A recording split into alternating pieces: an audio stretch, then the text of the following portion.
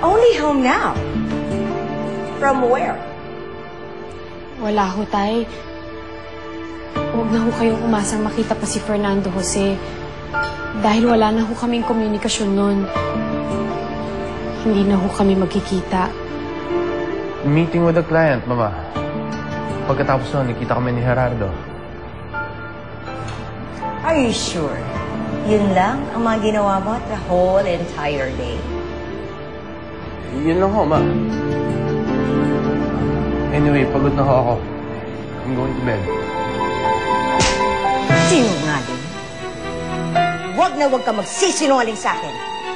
Alam ko kung saan ka nanggaling. Doon sa babae mong dukha na nagtitinda ng mga bulaklak.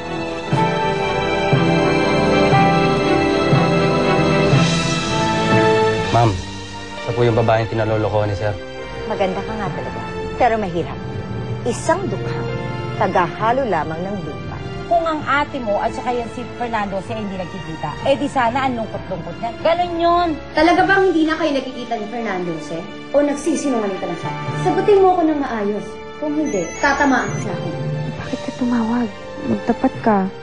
May problema ba? Ay, Rosalinda!